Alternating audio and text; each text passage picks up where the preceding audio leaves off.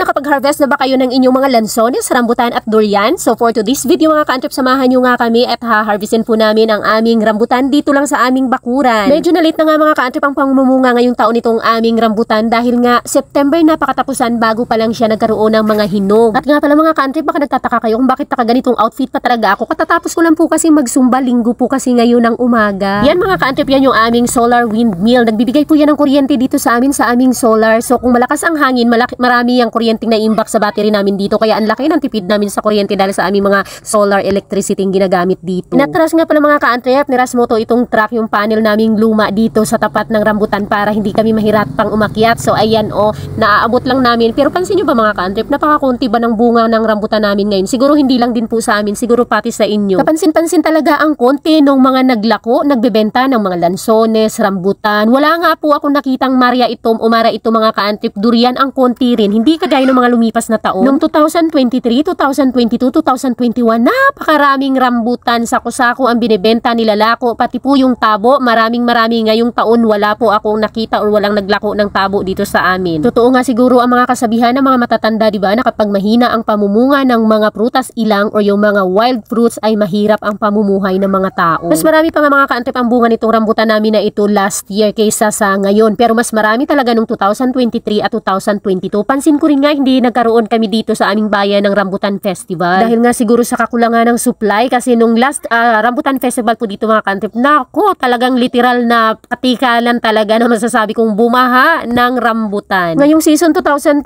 mga ka-antrip, hindi ako nakabili po ng tabo, walang Maria itom at ang durian ko konti lang. Kahit yung bunga ng durian nila ni nanay doon sa Iraan, ang konti lang nang naging bunga at ang lansones nila hindi po namunga. Hindi rin po ako nakabili ng mga lansones doon sa dating binibilihan ko na nagbebenta ng may mga punong lansones. So ngayon lang po talaga kaming araw na ito mag-harvest. Sa harvest kasi parang sabay-sabay na sila pero kukunti nga lang po mga ka-antrip. So yung mga bata na sa baba lang sila ang taga-catch. Naging banding na rin namin to mga ka-antrip ngayong Sunday. Ang konti nga ng bunga mga ka-antrip nitong rambutan namin ngayon pero napakasulit. Ang tamis niya. Talagang naging siya tuklapan kasi before mga ka-antrip last year para siyang naging biglang hindi tuklapan. May ganun pala yun no, yung dating tuklapan tapos last year sobrang daming bunga parang naging maasim siya tapos hindi talaga siya natutukla, promise. Yung parang natatanggal mo lang yung mga dulas-dulas pero hindi siya kagaya ngayon na talagang pinanindigan niya yung pagiging tuklapan niya. Natutuklap talaga siya literal. Talagang mai-enjoy mo itong itong bunga ngayon namin ng rambutan ngayong 2024. At dahil nga mga ka-antrip, dahil konti lang sila siguro kaya naging malalaki sila at saka mga tuklapan talaga sila at matatamis. Nung mga naunang taon, nung last year 2024 ay hindi siya masyadong tuklapan, hindi siya ganito katamis pero marami siyang bunga. Kaya sorry po sa mga nangihingi dahil iilan lang po talaga ito. Hindi nga ako nakadala sa Iraan kila ni nanay pero may puno din naman sila doon kasi ng rambutan. Hindi ko lang sure kung namunga nga ba. Dahil nga sa sobrang konti lang, nakapagdala naman kami nito sa puerto pero kukunti lang din. Hindi talaga kagaya ng mga lumipas na mga taon na talagang nagpapasalubong. Nakakapagpasalubong pa ako nito galing dito sa aming puno lang. Ayan, flex ko lang mga ka-antrip. Ang lalaki niya, ang gaganda niya tingnan, diba? Parang hindi mo malaman kung pulang-pula ba talaga ito o pink. Yung green-green na yan mga ka-antrip, yung parang yellow-green pa lang, hinog na po yan siya, matamis na yan siya at saka